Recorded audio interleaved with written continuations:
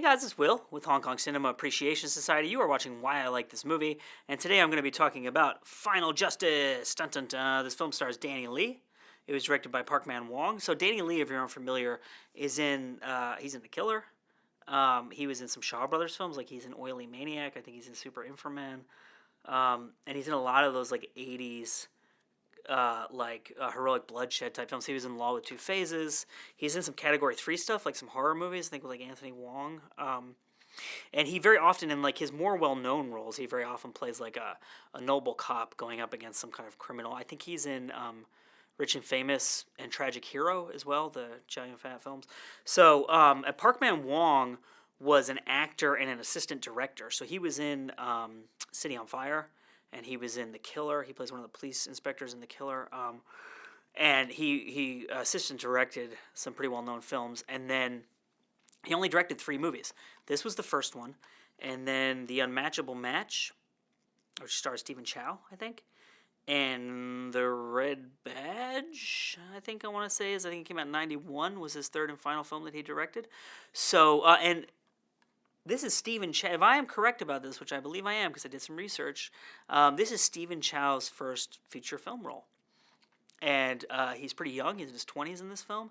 And he plays like a young kind of street punk who does like some petty crimes, but then gets caught up in like a much larger criminal endeavor. And Xing Fui-on is in this film too, who you'll recognize if you've seen a lot of films from this era because he very frequently plays a henchman. He's a very distinct face. I mean, he's like a pretty tall guy. And he's the main villain in this, so it's like his chance to shine. And he's very good as like an over-the-top, kind of like malevolent villain. And this is just the standard commercial release Hong Kong Blu-ray that I bought on eBay. I think it was like 15 or 16 bucks that I paid for it. But there's no bonus features or anything, but it's the movie, and the movie's really good, and it wasn't that expensive. So so why do I like this movie? I'm just going to give you a couple of reasons. I don't want to waste too much of your time here. It's on the surface, this is a pretty standard police thriller. Danny Lee plays a cop. He's kind of unorthodox. He's a little bit like the Chow Yun-fat character in Hard Boiled, right? I mean, this movie came out first. This was 1987.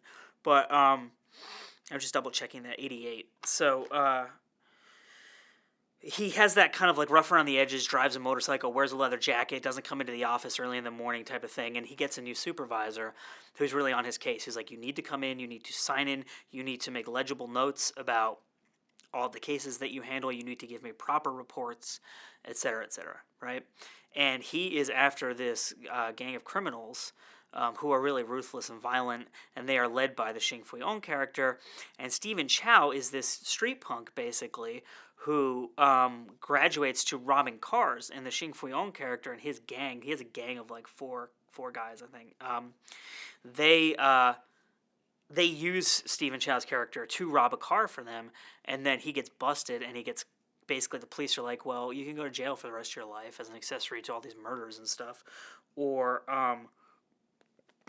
excuse me, or you can help us try to bust this guy. And the Stephen Chow character, one of the things I like about this movie is the characters are really three-dimensional, and you don't anticipate that in these types of movies. They're usually pretty stock characters, right? So the Stephen Chow character really is like a good kid. And he, in terms of, he's not malevolent, he's not malicious, like he steals stuff because he wants stuff, and he comes from like a bad upbringing, right? So he has a distrust of authority figures, and he's just kind of living life day to day. He likes going out to the club, he has a girlfriend, whatever.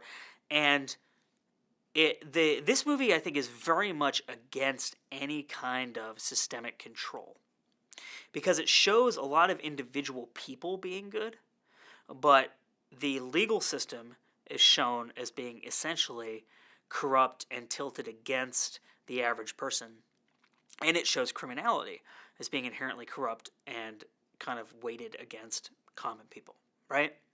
So you have the Stephen Chow character who basically has made a couple stupid decisions as a kid, and now his entire future is ruined. Right? And yeah, okay, fine. He made those decisions and he did those things.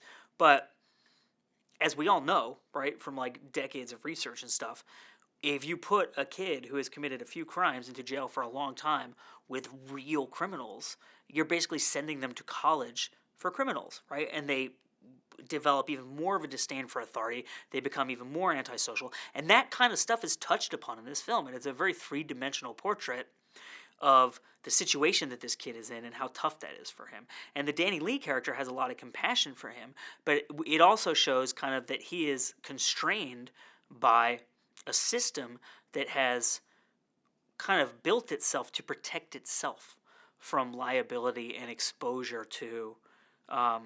There's no subtlety, and there are no gray areas when it comes to morality with the criminals or the cops.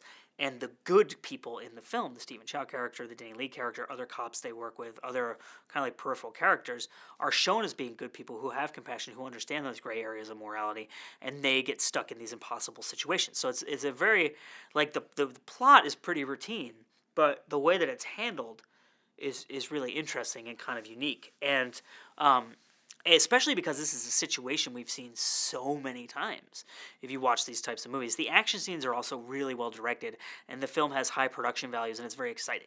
So if you're just like a fan of heroic bloodshed or like 80s thrillers, grindhouse movies, 80s cop and criminal movies, I think you'll really like this movie just as like something to throw on and enjoy and have some popcorn or whatever.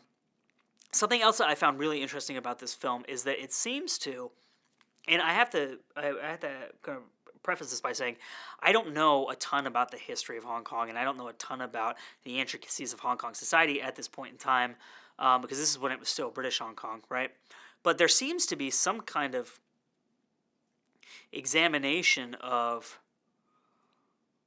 a class system and the favoritism given under colonialism to certain personality traits. So what do I mean by that? The Danny Lee character, and again, this is where the three-dimensionality of the characters comes into play, is not that smart. And he's shown as being very brave, very heroic, very decent, very compassionate, very kind.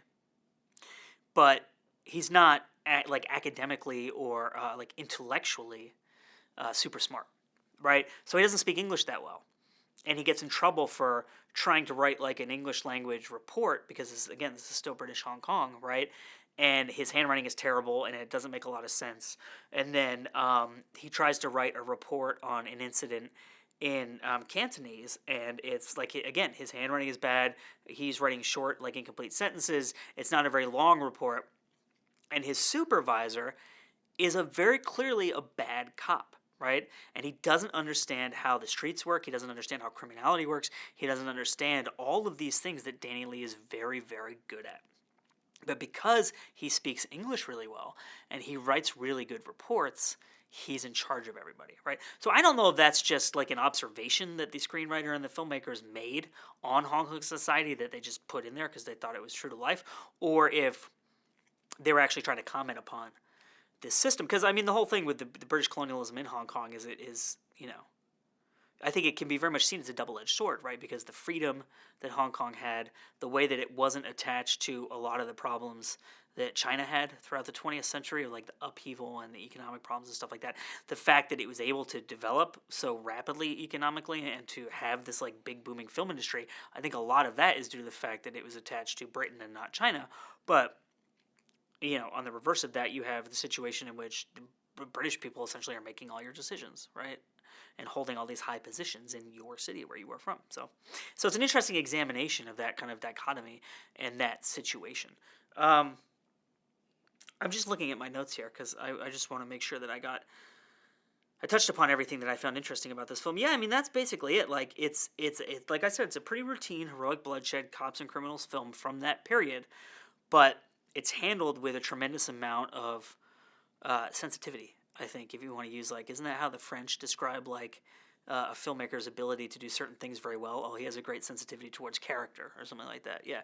So, it's just unexpectedly three-dimensional. So my name is Will, and again, the film is called Final Justice. It was released in 1988. Danny Lee, Stephen Chow, Park Man-wong. You've been watching Hong Kong Cinema Appreciation Society. This show is called Why I Like This Movie. We will see you next time.